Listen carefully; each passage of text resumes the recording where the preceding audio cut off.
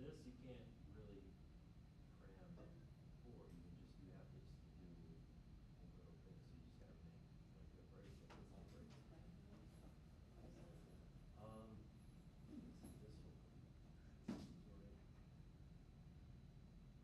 The second court should be the same court.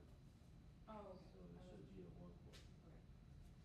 And then the same here. Yep. This one's closed, this one's open.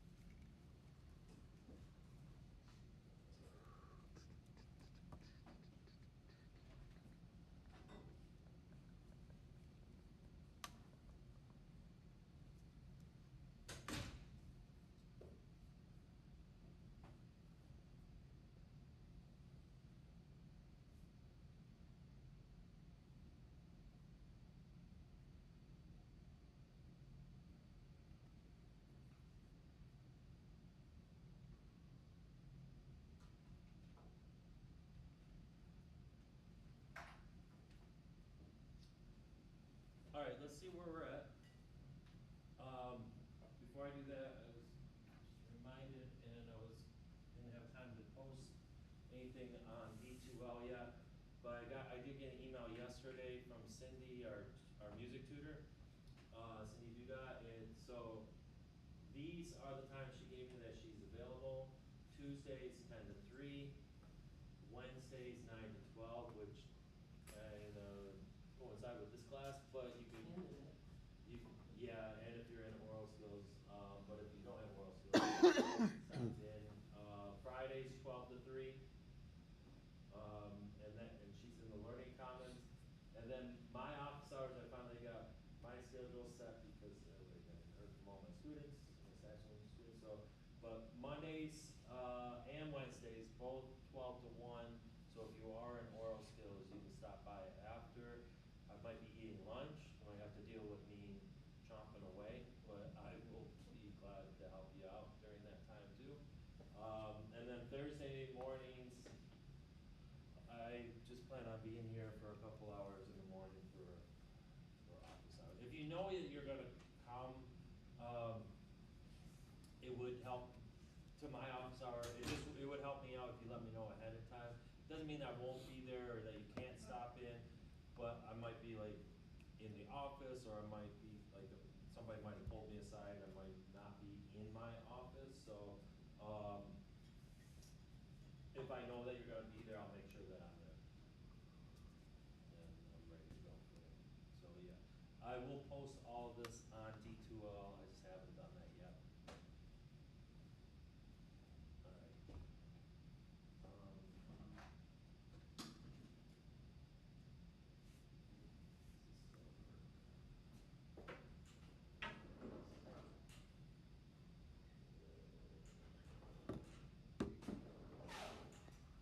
Everything but the last.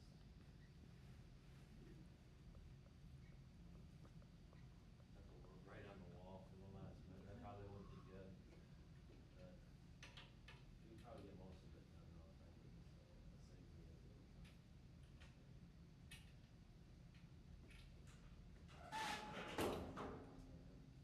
All right. I mentioned key is E minor.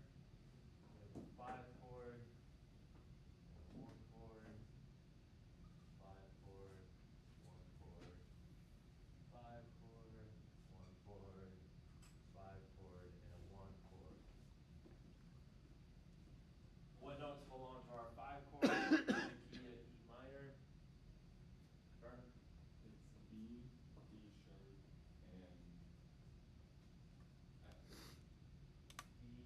B sharp, F sharp. and F sharp. Yep. And our 1 chord.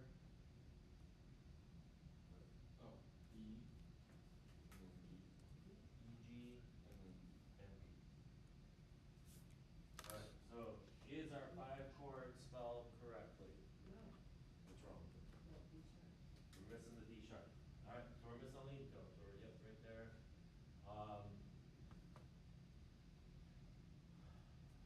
You could label it, probably the E, whatever way is like less wordy.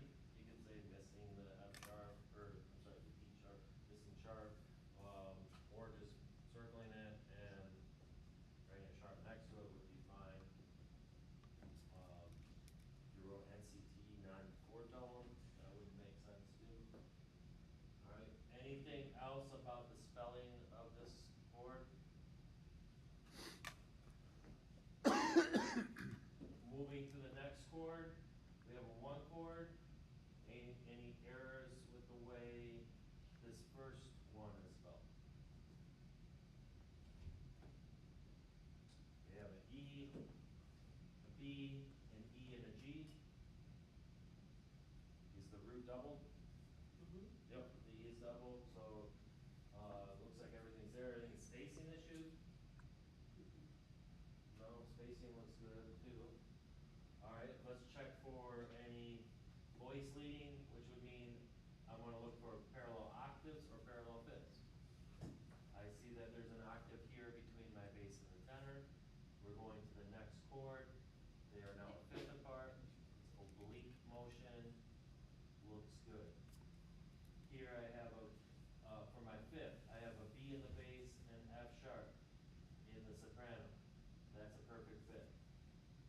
they stay a perfect fit in the next chord. We got E and a G. No, that's a third. We also have a perfect fit between our tenor and our soprano. That's a perfect fit. Moving to the next chord, we have a B and a G. That's a six. So that would not be parallel motion. That's, again, oblique motion. So no parallel fifths, no parallel octaves. Nothing to look for there. We wanted to look for direct octaves or direct fifths. We would have to look for our bass and our soprano. They are moving in the same direction, but the soprano is not leaping, and the resulting interval is not an octave. It's a third. So in either case, that's not an issue. I don't see any other voice leading errors. Does anybody see any voice leading errors that I might have? Okay. Going to the next chord then. Another one chord. Is it spelled correctly?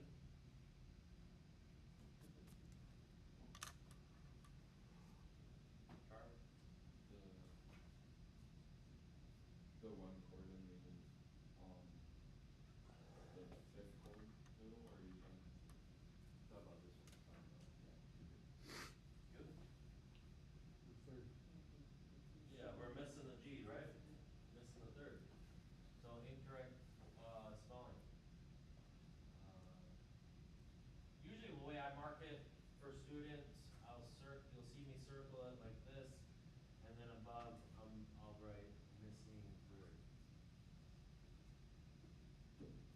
Or you could say incorrect doubling because it's two B's, like two fifths. I mean, it doesn't matter to me too much what you call the error, just the fact that you're recognizing that there is an error occurring, and that something is not right. Other than that, since it's the same chord, there really shouldn't be any parallel motion. What type of motion is this where we have an E and a B and a bass, and an E and a B and bass in the next chord? Static motion, and static motion is okay. That was I had to make a point about that. Static motion is okay. Yeah. So there's nothing wrong with that. Same with the bass and the alto, both on E's octave apart. Stay on E's. Static motion. It looks like it could be parallel motion, but it's not. All right. So I think everything's all right otherwise. Let's move to our next chord. 5 chord. We have a B, a D sharp, F sharp, and a B. Is that spelled correctly? Yep. And we're even doubling the root, so far so good. Looking for parallel motion then. We have a B and a B in the bass and the tenor. That's a perfect fit. They are moving in opposite directions to a third. So that'd be just contrary motion. Looks good. E and an E between the bass and the alto. That's octaves. They are moving in contrary motion into fifths. So that looks fine. E and a B between the soprano and the bass. That would be perfect fit. The reason why we have so many perfect fifths and perfect octaves here is because we're missing that third. If this first chord was spelled correctly, we wouldn't have so many fifths and octaves to look for. So we have perfect fifth here. Next chord, B and B, that's a perfect octave. So again, oblique motion looks fine. E and B between the alto and the soprano, that's a perfect fit. Moving in oblique motion. Even though we have all these perfect fifths and perfect octaves, I don't see any voice leading unless I write too fast. I don't see anything that looks bad there. Anybody find anything with the voice leading? Matt? So the bass and soprano are both, they're both starting, I'm sorry, G and B, so that's a fifth, right? And then they go into an octave apart, that's okay? Yeah. That's all right. Oh, wait a minute. I chords did you analyze, I'm sorry? The third chord in, the second chord of the I'm second. sorry. I'm not having that. Yeah, I think we're good. Alright, moving to the next chord, we got a B, we already said this was good. Next chord is E, B, G, E. Is that spelled correctly?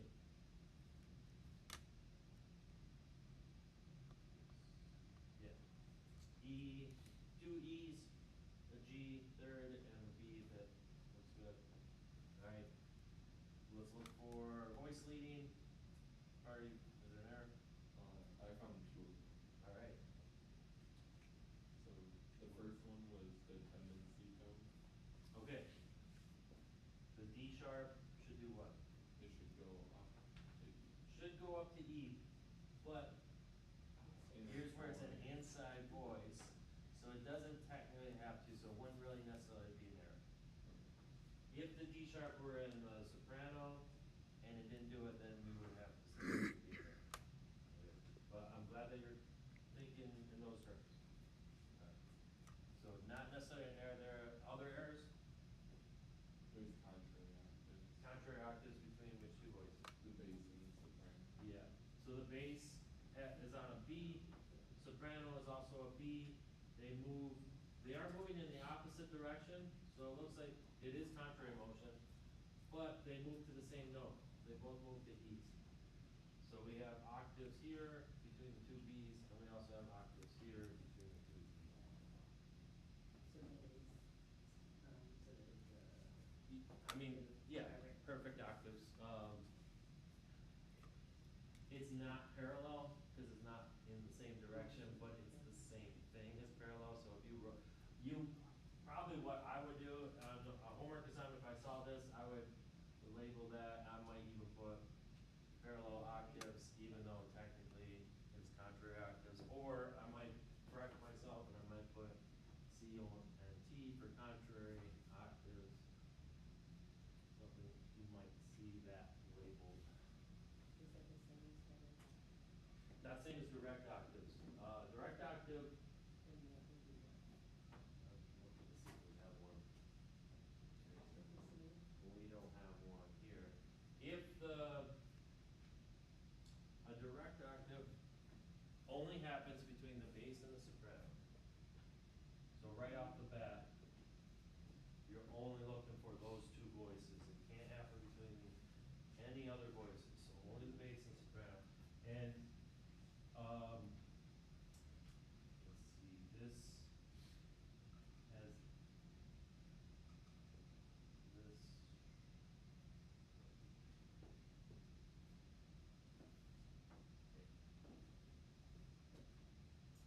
So the way that it's written, it looks like this, right? Well, the bass and soprano have to be moving in the same direction. So if we had, say,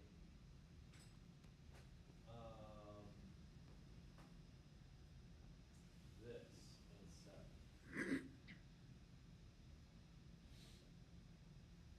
Alright? Bass and soprano are both moving up. The soprano is moving up by more than a step. So we call that a skip or a leap, whatever. And the resulting interval here is an octave apart. So now we would, yep, they have to go in the same direction, soprano has to leap, and three things for it to be a direct octave or a direct fifth. Direct fifth would be the same thing, except for that this is now a fifth apart rather than an octave apart.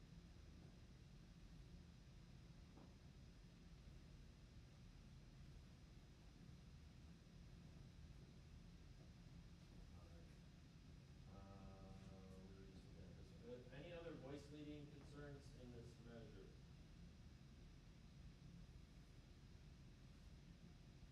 I don't think I see anything. Alright, the next chord, we have a 5-chord B, is it spelled correctly? Andrew, No. what's wrong with this? It's not double. The B is not doubled, okay? The E is lower. isn't even part of the chord, so the E would be a non-chord tone. If you wanted to circle the whole, or this, again, probably the way I would label it, circle the whole thing and say, root not double. I usually abbreviate double with DBL.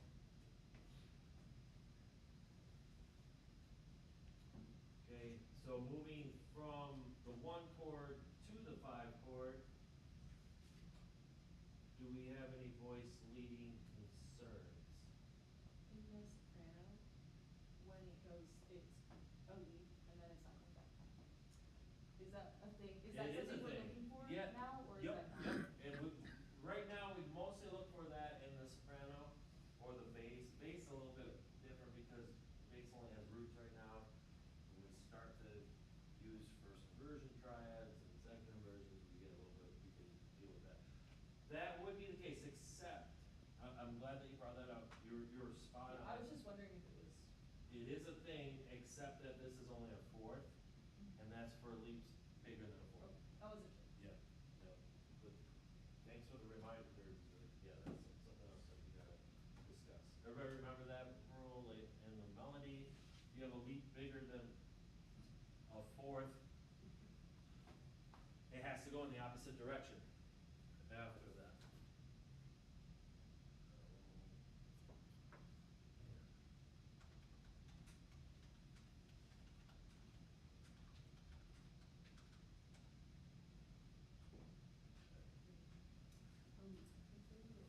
So the root not double, does it have to be? What is it about that chord that made that an error, that the root is not double? Well, B is the root, Mm-hmm. and you should have another Oh, B. because it wasn't, it's only. Yeah, there should be another B somewhere in the notes. Yeah, Carter? So I'm like a tester or something. And there's a non-chord tone in this situation. Do you want us to write that there's a non-chord tone and that the root's not double, or non-chord tone? Good. Okay. Because I just wrote non-chord tone, which would take away the. Which would take away the root. Yeah, I think, or an either or would be fine. I mean, if you did both, that's great. If you did either or, that would still constitute it. I would say to say. Yeah, all right. So again, double check our fifths and our octaves between this E and the B. That's a perfect fifth. Moving to the next chord, B to D sharp. That's a third. So we're good there. E and E is a octave apart. They're moving in the same direction though to perfect fifths. So that's fine. And the soprano, if the soprano were leaping into this, we would have a direct fifth. But the soprano's moving by step, so that's fine. I do see one more error with the way that chord is voiced. Anybody see anything else that's wrong with that chord there, that 5 chord? Oh, spacing. Andy? What's that? Sorry, spacing error. Yeah, spacing error. We have more than an octave there between our soprano and our alto. So we have a spacing error. All right. Moving to our next chord, we have our 1 chord, E chord. Is it spelled correctly? Say no, what's wrong with it? You're missing.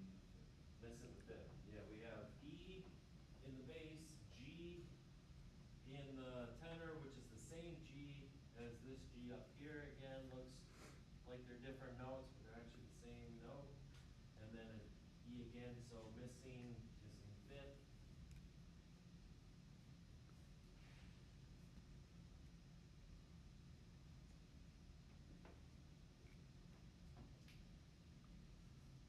All right, we'll look for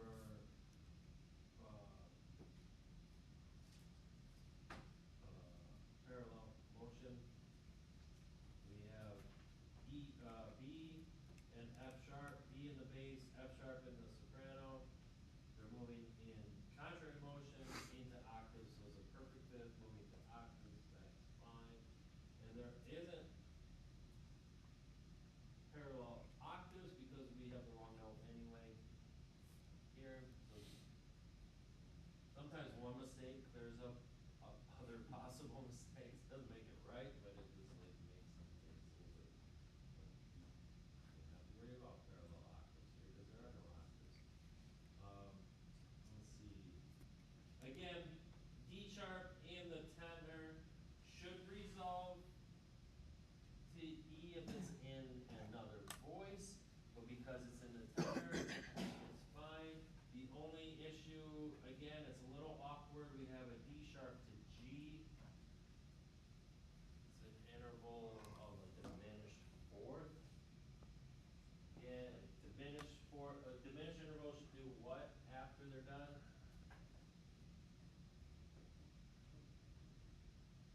They actually, well, it depends on the leap. In this case, this is a leap up, so what should we do after that?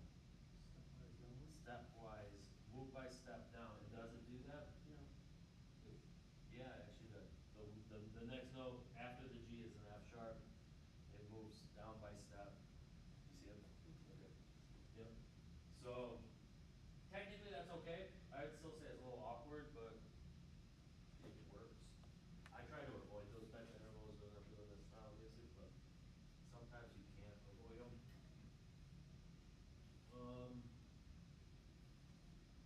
I think everything else looks good. Anybody find any other errors that I haven't mentioned? Alright, then again, moving to the next chord, which is on the wall, which I won't mark it up. Is that spelled correctly? No? Joey, what's missing? The B's not doubled, and the F sharp is doubled. Yeah, alright, so the B is the root, but we have two F sharps. So the root, you can circle that root not doubled, Oh, that's not. or fifth is doubled instead of the root, something like that. Anything else, Carter? You need a D sharp. We need a D sharp, that's a leading tone. Alright. Let's see. I guess going from our 1 chord to our 5 chord, we have an E, and an E, there's our octaves between our bass and our soprano. Moving to B and D, which is a third, that's fine. Our G's, those would be technically unisons. So as long as they don't stay at unison, which, look at that, they do.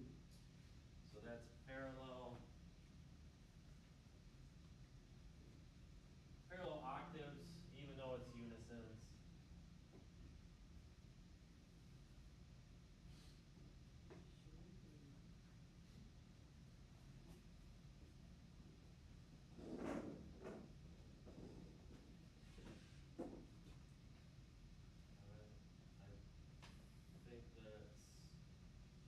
I think that's everything from this chord to this chord. Then our last chord is a 1 chord. Is that spelled correctly?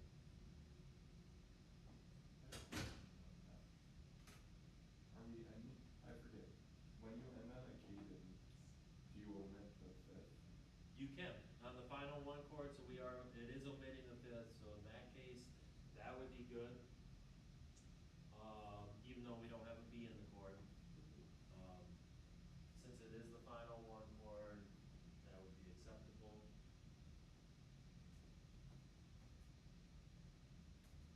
Anything else about the way it's spelled? Or Matt?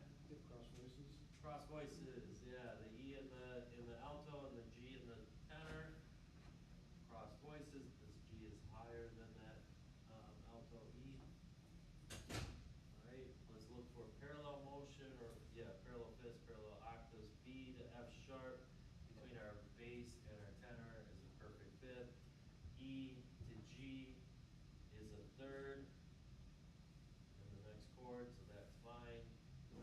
Back to that first 5 chord, B to F sharp between the bass and the alto, both moving to an octave apart, so that is fine as well. And since it didn't double the root, we don't have parallel, well, we would have, alright, we do have octaves, well, unisons again, F sharp and F sharp. In this case though, they do go in opposite directions, so you don't have parallel motion, but we end up with cross voices instead.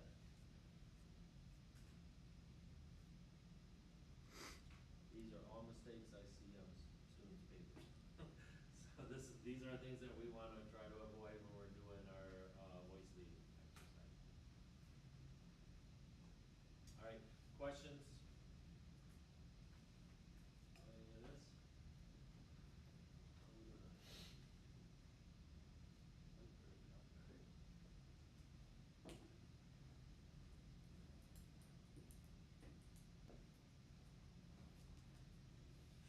Okay.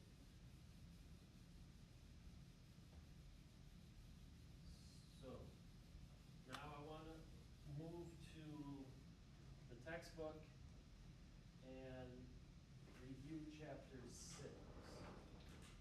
So far, we've pretty much gotten through everything in chapter 5. The only, well, actually, I take that back. That's one more thing that we should probably look at in chapter 5 that's not on the handout. Just a quick, review here.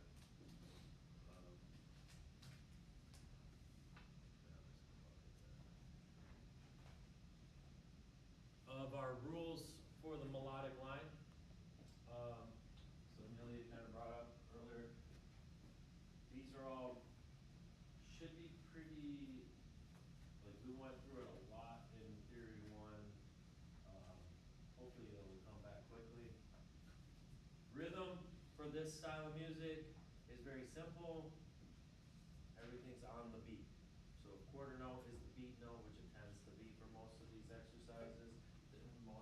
Like the rhythm should mostly be quarter notes, unless it's something that's held longer than a quarter note, such as a half note, or at the end where it's the final measure, it could be a whole note. But for the most part, you're gonna have very simple rhythm. Yeah. Final note should occur on a strong. That is something to review right now. Our final note should be on a strong beat. So again, I do see this in chorales from time to time. We have, say, this is the final measure of our chorale, and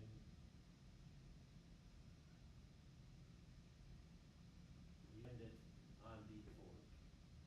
So you go from, like, say, a 1 to a 2 to a 5 to a 1. What beats are strong beats in 4/4 time?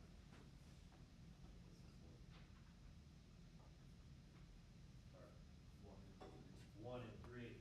So you either end it here or you end it here. But you can't end it on beat 4. So you have to change something. You know, you could maybe make it a 1 to 5 back to 1. And you have to change your melody a little bit. Maybe you do this instead. And now we end on beat 3 on a strong beat, and everything's good. Right. So yes, the final note should occur on a strong beat. Harmony, this is just what we've been doing, so this is nothing new. Every melody note should belong to the chord that is to harmonize with. So if the chord is 5 chord, you only have 3 options: the root, third, or fifth. And that's every note in that chord has to belong to that chord that's in. Contour, melody should be primarily conjunct, meaning stepwise.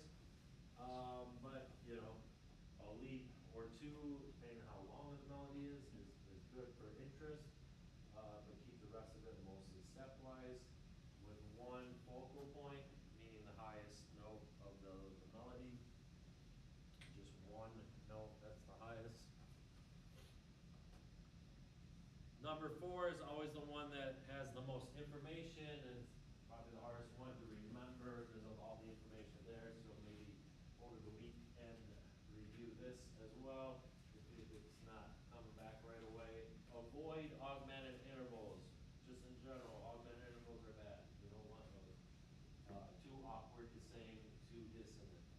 Sevenths as well. Tricky intervals to sing and dissonant. And then you're also going to avoid intervals larger than an octave. Again, we're writing these chorales for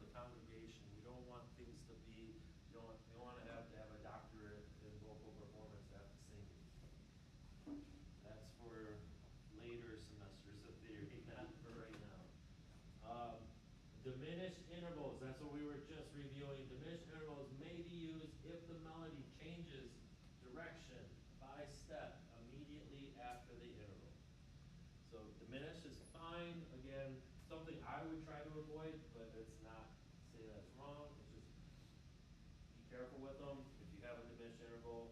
Usually the voice leading will make it resolve by step in the opposite direction anyway. If you do all like, kind of like your own voice leading correctly, it'll naturally occur.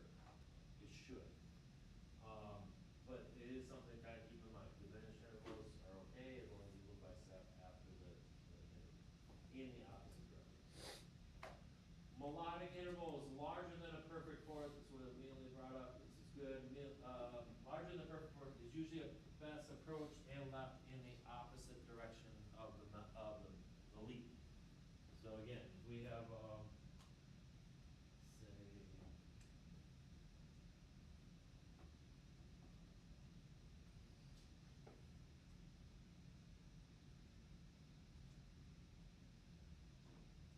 big leap here from B to G is a leap of a 6 in our soprano. Then we want to approach the leap in the opposite direction. It could go down by step. It could go C down to B, or it could be a leap even E down to B. 2 leaps in a row, but they're in the opposite direction. It's fine. Again, I wouldn't want to make it too much more leaps than that, depending on how long our melody is. Also then, because this leap is of a 6, we have to make sure that we're going back down afterwards. Go down to an F, go down to an E. Could be another leap down again. Just depends on what everything else around it looks like. You know, again, don't want to have too many leaps in our melodies, mostly stepwise motion. When you have smaller leaps in that are used consecutively in the same direction, this is where, again, another one where students get confused what consecutively in the same direction means. That means we're skipping along in the same direction. As long as it outlines a triad. So in this case, this is an E, this is a G, this is a B. Doesn't matter if the triad is a 1 chord, 4 chord, like it doesn't, we're not analyzing that, we're just making sure that it's a triad. It could be D, F, and B. D, F, and then up to B. Although we wouldn't have this because it's an augmented fourth, so that's a bad example, but it's still an example of consecutive leaps in the same direction, and they do outline a triad. If you flip the B back, you get B, D, F. That's a diminished triad, still a triad. So another way to think about that is, as long as you have, if you have consecutive skips, as long as it's 2/3, you're fine. If it's a 3rd and a 4th, you're fine. A 4th and a 3rd, you're fine. Anything else though, like a 4th and a 4th, not good. 5th and a 4th, it's not gonna be a triad. So that's where consecutive leaps are okay, as long as it outlines a triad. Pardon. I had a question. So, with the tendency tone of the 7th, Yeah. if you're in a minor key, Yeah. it's horrible. I want to preface, it's horribly situational. But if you're in a minor key and you Okay. have your 3rd, Yeah. and the 5th of the 3rd, which is your 7th, that's not sharp, Right. is in the soprano. Uh-huh. Is that still a tendency tone where it No. has to go?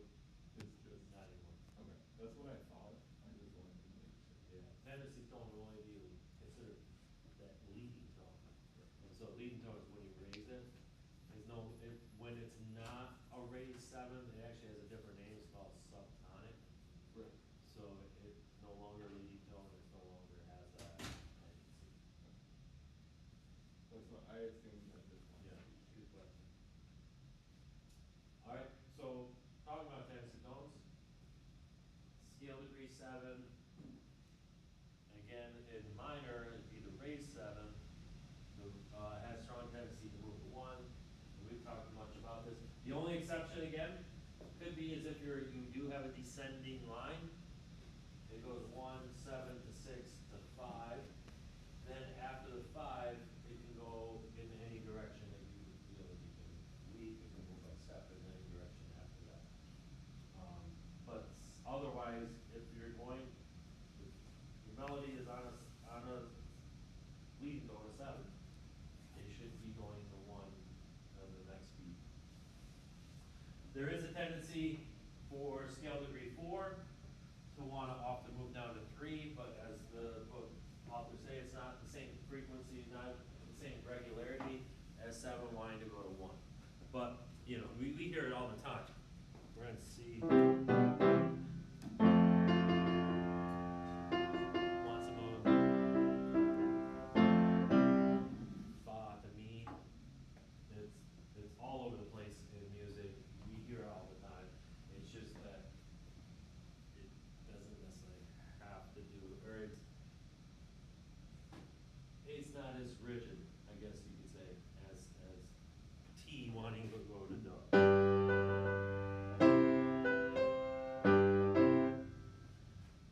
And you know, it does. That's where T doesn't go to do. Are our lives over because T didn't go to do? No, but it does sound a little slightly unusual, right? I mean, you still kind of hear the do down here, but that sounds more final. It sounds like complete, like for me.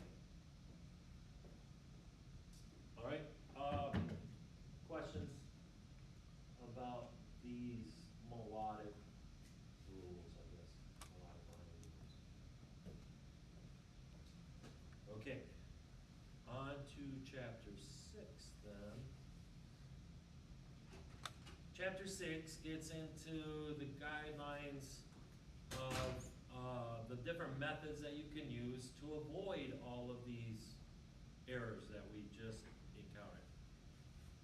All right, and it's pretty succinct. It's a good. It's a great place to start. I know some of the methods seem a little bit confusing at first, but once you kind of break it down, it's very, very helpful. And if you think about it, all the chord progressions that we're going to see are either going to be a second apart.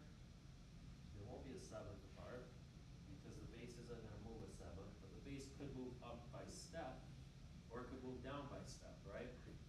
So that's what it means, a second apart. The bass could also move a third. It could move a third up, move a third down. It could move a sixth. It could move a sixth up. Remember, thirds and sixths, seconds and sevenths, they're inversions of each other, so it's essentially the same interval. Fourths and fifths, or the root, the bass could just stay where it's at, be the same chord, same root. Right now, everything we're talking about are root position chords. So everything that we're going to work on in this chapter works with root position chords. If you don't have a root position chord, these methods don't work.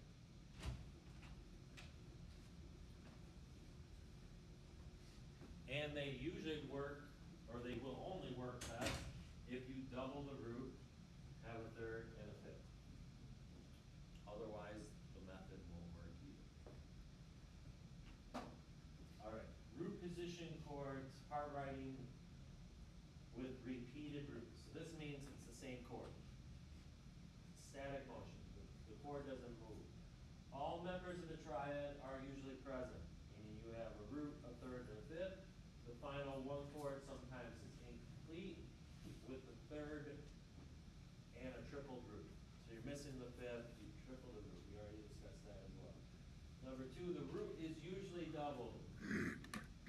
There will be a time where we don't double the root, but for now, just think of the root always being doubled.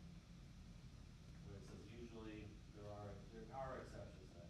Leading tone, though, is never doubled. Okay. We will skip 3-part for now. We skipped it in the last semester, but we will get back to it next week. I just want to skip it for now because I'm running low on time. I don't want to clog our brains up too much.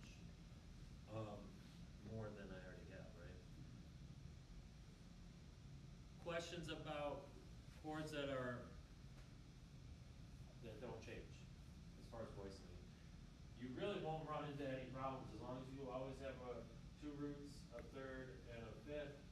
Like, you're not gonna have parallel motion or, like parallel fifths or parallel octaves. If you just arpeggiating the chords, basically, spreading things, either making it tight, like in closed position, or you spread it out to open, position, open structure. That's pretty much all you can do when you have chords that are repeated the same. So that was the arpeggiate freely, right? Yeah. You just do whatever you want. Yeah, basically. yeah. As long as you have, all the tones there, so if we're in C major, we have one chord and another one chord. G, B, and C, and as long as you avoid spacing issues, you know? So you wouldn't be able to like say, all right, I'm gonna move up to E here and then down to C here, even though both notes are in the chord, and you keep the G here, you spell it correctly, but you created spacing issue, so you have to avoid that. Otherwise, you know, if you want, say, the soprano to jump down to the G, E can jump down to C, and then, yeah, E. So all three voices are moving down. They don't all have to move in the same direction either, I think. Now like this one, the tenor moves down, the soprano moves up. So just watch out for spacing issue. I think spacing issue is probably the one thing that, probably the one error that occurs more often than not when you have consecutive chords of the same root. Alright, roots that are fourth or fifth apart. This is where it gets a little bit more complicated because there's three options. As long as you like take it slow, walk through stepwise or like each method slowly, and really try to comprehend it all, it's not that bad. Just remember, if the roots are fourth or fifth apart, we have three different ways that we can voice lead to the next chord.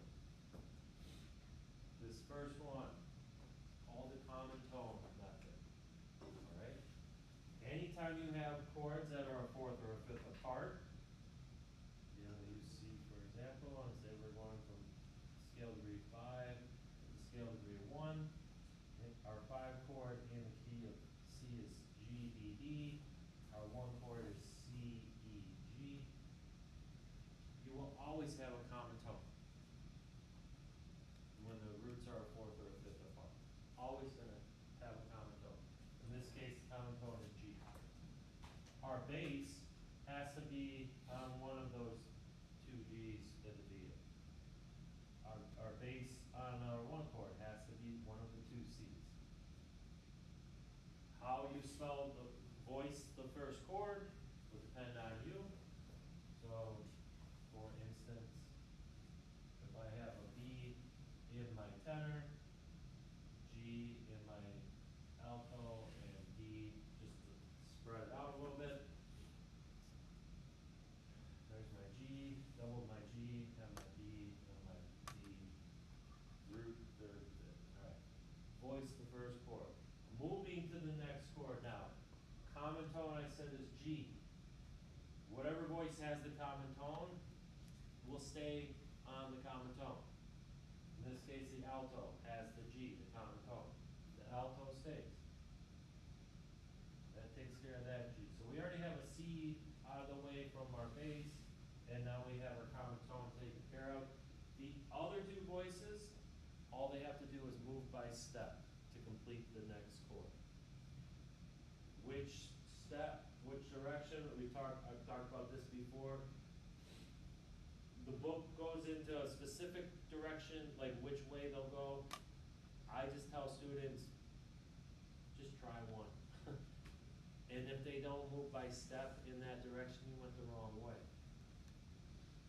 The B, if it's gonna move by step to the next chord tone, it can move up to C, right?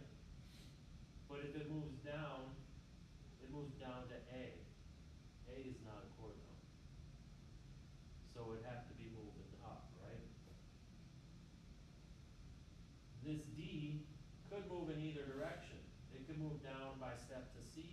or it could move up by step to E. So we don't really know based on the D, but we also do know though, if, in this case, that I have a C, I have a C, I have a G, which note am I missing? The E.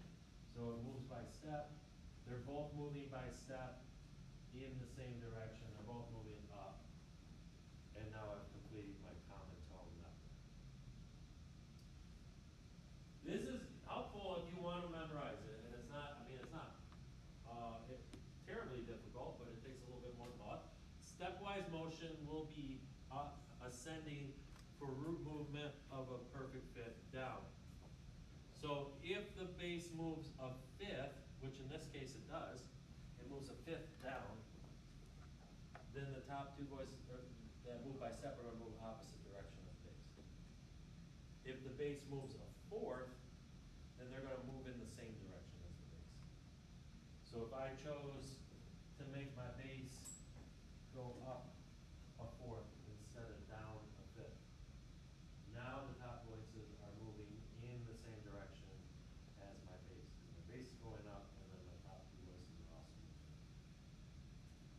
If you want to commit that to memory, that's great. It is helpful, you know, kind of makes things quicker, but there's a lot of other things that we have to try to memorize right now. But I think the biggest thing, as long as you remember the common tone, and then the other two voices move by step to complete that quote, you're good. You're good. The common tone method is guaranteed, right, to give you a chord that satisfies all the other rules. Yes, as long as you spell the chord correctly, like with two roots, a third and a fifth, you should be set with common tone. The only negative thing about common tone is that we're moving by step, and it's not very interesting in the long run, but again, most of the stuff we're writing is by step motion, you know, so it works fine for what we're working on. Other questions about common tone method?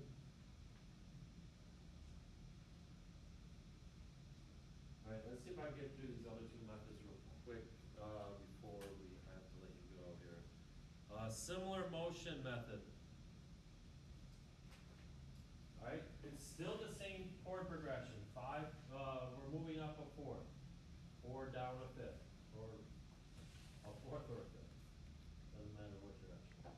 Move by fourths. We can say again 5 to 1 in the key of C if we want as an example.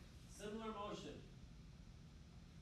All three upper voices, upper parts, move in the same direction with no leap larger than a third. That's really all, again, all you need to know about this method. The top three voices are going to move in the same direction as long as you don't move anything larger than a third, you're good. So again, if I voice my first chord, G, B, G, okay? And I want to complete this chord C, C, E, and G. I already have one C in my bass. I want to use this similar motion, meaning they're all going to move in the same direction. Now, what if I don't know which direction to go? Again, just try one direction and see if you move anything larger than a third. If you do, you went in the wrong direction. If you don't, you went in the right direction. Okay? If I decide to go up with it, B up to the next chord tone would be what? The closest.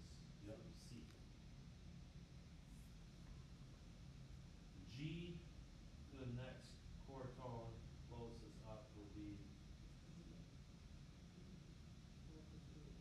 We need an E, but the next closest is C again. So, and what's the distance from G to C?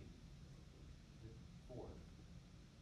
It's larger than a third, though, right? We said, so I think we went in the wrong direction. Let's try the other direction. Let's go down. B goes down to the nearest chord tone, which is what? G. G goes down to the nearest chord tone, which is E. And D goes down to the nearest chord tone, which is C. We by a step here, a third here, and a third here. We're good.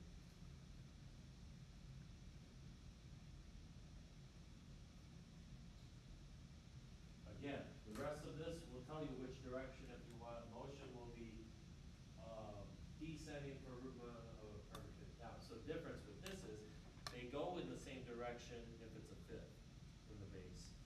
They go in opposite direction if it's a fourth from the base. That's where I feel like the, it can get kinda complicated with the other method if you, cause it's the opposite of direction as the other method, so. I simplify, just give it a try, one direction, move them all once. If they all move less than a fourth, you should be set. If you're ever worried if you didn't do it right, double check for parallel octaves, double check for parallel fifths. But if you did this right, you won't have parallel octaves, you won't have parallel fifths. And there will always be a solution that this method gives as well? There are instances where you can like kind of only use one method, like depending on the parameters, possibly set in the directions. Spacing? Spacing sometimes frees out a method? It can. But common tone always gives you one, similar motion maybe sometimes doesn't? Oh, well, no, I mean like for both, like, you know, they sometimes, it just depends on the situation. I can't say that every time common tone is the best answer for the situation, or similar motion is gonna be the best answer. Sometimes it depends on the parameters that you're in, or like you said, if they're too far apart as far as spacing goes, maybe not using common tone and using similar motion might get them a little bit lower, you know, there's those kind of variables that go into it. Right. But you won't have errors as far as like parallel motion or that kind of business. Alright, the last one, the tertian leap. Tertian method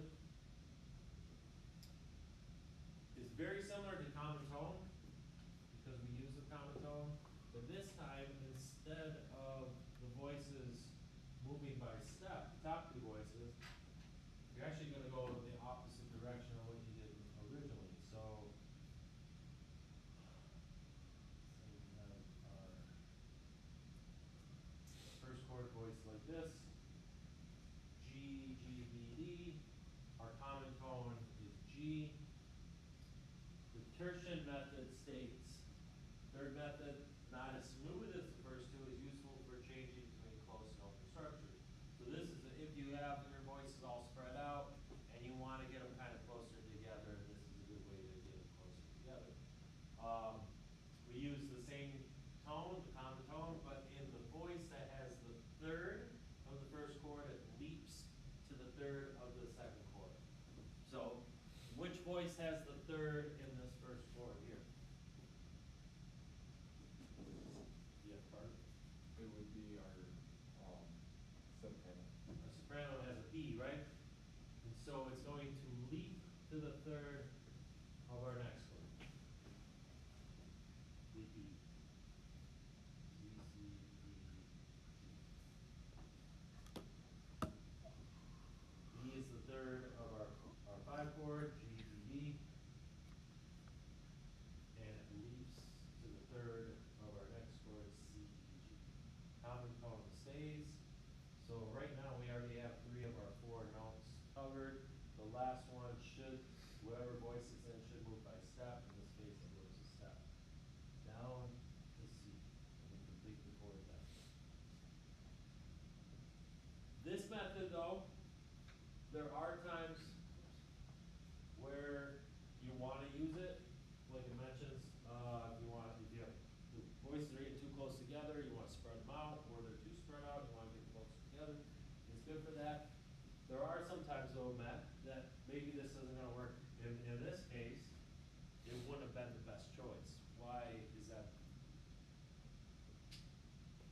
Based on the key of C, why should I not use the tertian method here?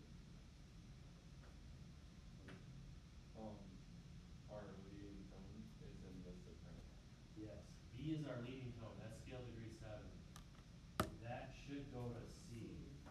But we use tertium method, we're like, yeah, I wanna use tertium method here because, we just learned about it in class. Actually, this wouldn't be the best choice for this particular option, at this moment. It could be used in other cases though, and it'll be fine. So yeah, you still gotta think about a few other, like, factors of scenarios around the chord as well. The thing the book doesn't say, if the third is in the alto, don't use this method at all. It's not gonna work. Because the alto will jump either above the soprano, or it'll jump below, where it creates a spacing error between, like, the soprano and the alto, or between the tenor and the alto. It just doesn't work in the alto. I don't know why they didn't list that there in the book, but it's something worth making note of. Tertium method only works if the third of the first chord is in the soprano or the tenor. It won't work in the alto. All right. Questions? Then for homework, I want you to do exercise 5 at the bottom of the second page. It's just this section here, and it's going from a 5 chord to a 1 chord. You have to write in the 1 chord, and you can use one of those 3 methods to do it. Okay? It doesn't ask you to label them. I'll probably ask you to, or it would help. Why don't you plan on labeling the method that you use? I might go through, like, when we're going through class, I'll say, well, what method did you use? So it'd be helpful for you to know ahead of time. I think that'll be good. In addition to that, as far as homework goes, read through the rest of chapter 6, because we're gonna hit that pretty hard next week, and just if you read through it on your own before class, I think it'll help you absorb the information a little bit better. Because that's about where we're at. We're getting into chapter 6 now, and eventually, probably by Wednesday, we're gonna be getting into, like, newer material. Should be newer. So, review chapter 5. Review the rest of this page, the top part. I didn't assign it. I'm not going to assign it, but I would advise doing it for practice. It's the same directions as the bottom that you had to do for homework of the first page, where you have to just find the errors. So,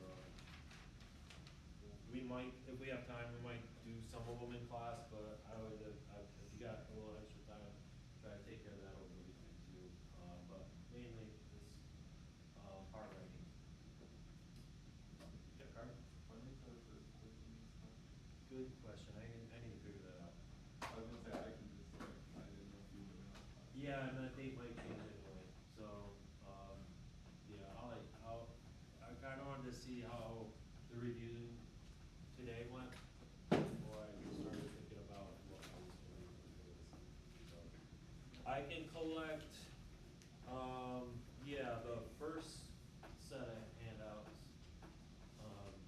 You didn't turn them in last week.